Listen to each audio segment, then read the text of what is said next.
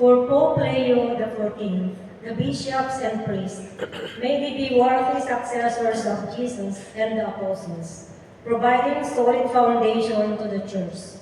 May they lead with zeal and dedication, holiness and faithfulness. We pray to the Lord. Heavenly Father, hear us.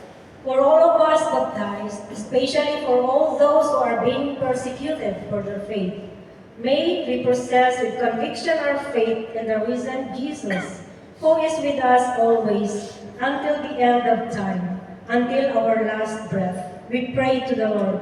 Heavenly Father, hear us.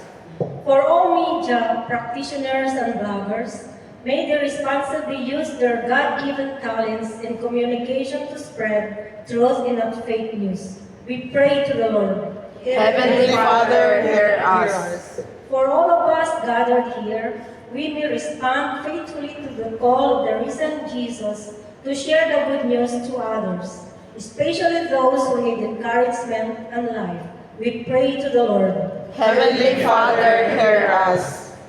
Let us take a moment of silence presenting our